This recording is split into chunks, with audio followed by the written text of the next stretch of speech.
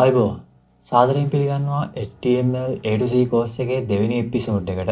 අපි මීට කලින් වීඩියෝ එකේ කතා කරා මොකක්ද මේ HTML කියන්නේ කියන එක ගැන. ඉතින් අද අපි බලන්න යන්නේ කොහොමද අපේ ඩෙවලොප්මන්ට් එන්වයරන්මන්ට් එක සෙටප් කරගන්නේ කියලා. කෝඩ් කරන්න පටන් ගන්න කලින් අපි පාවිච්චි කරන tools හරියටම කන්ෆිගර් කරගන්න එක ප්‍රොෆෙෂනල් ඩෙවලොපර් කෙනෙක්ට ගොඩක් වැදගත්. මුලින්ම අපිට මේකට ඕන වෙන්නේ හොඳ වෙබ් බ්‍රවුසර් එකක්. වෙබ් ඩෙවලොප්මන්ට් වලදී ඉන්ඩස්ට්‍රි ස්ටෑන්ඩඩ් එක විදිහට ගොඩක් අය පාවිච්චි කරන්නේ Google Chrome. ඒකට ප්‍රධානම හේතුව තමයි Chrome වල තියෙන Advanced Developer Tools. ඉස්සරහට අපි array එකක් හොයන්න සහ layout හදන්න මේක පාවිච්චි කරනවා. ඒ නිසා ඔයාගේ PC එකේ Chrome නැත්තම් මුලින් මේක install කරගන්න. ඊළඟට අපිට අවශ්‍ය වෙනවා code editor එකක්. අපිට සාමාන්‍ය text editor එකක්. එහෙමත් නැත්නම් අපිට ඔයාගේ Windows වල තියෙන notepad එක උනත් මේකට පාවිච්චි කරන්න පුළුවන්.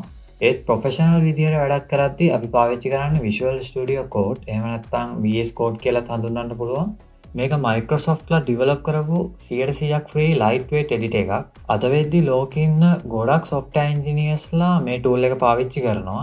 මේකේ තියෙන එක්ස්ටෙන්ෂන් සහ සින්ටැක්ස් හයිලයිටිං නිසාම අපේ ප්‍රොඩක්ටිවිටි එක ගොඩක් වැඩි වෙනවා.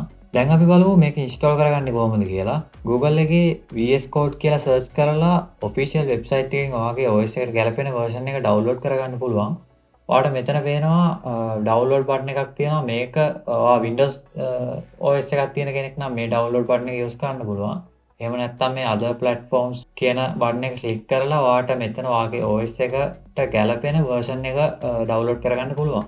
හොඳයි අපි ඊළඟට බලමු මේක ඉන්ස්ටෝල් කරගන්නේ කොහොමද කියලා. ඉතින් මෙතනදී නම් ගොඩක් ලේසි වැඩක් තමයි තියෙන්නේ. ඔයාලට මේ agreement එකට accept කරලා next ගිහින් මේ window එකේදී ඔයාලට මෙන්න මේ add open with code action to Windows Explorer file context menu කියන එකට ටික් එකක් දාගන්න. මොකද එහෙම වුණොත් ඔයාලට කෙලින්ම direct file එකක් VS Code එකෙන් open කරගන්න පුළුවන්. ඒ වගේම ඊට යටින් තියෙන මෙන්න මේ option දෙකටත් ටික් එක දාලා තියන්න මතක තියාගන්න. default සාමාන්‍යයෙන් මේ දෙකට ටික් එකක් වැටලා ඉන්නේ.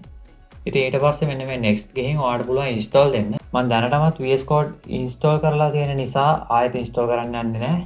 හොඳයි දැන් අපි අපේ බේසික් එන්වයරන්මන්ට් එක හදාගෙන ඉවරයි. හැබැයි අපි තාම VS Code එක ඩෙවලොප්මන්ට් එකට හරියන විදිහට ඔප්ටිමයිස් කරගත්තේ නැහැ.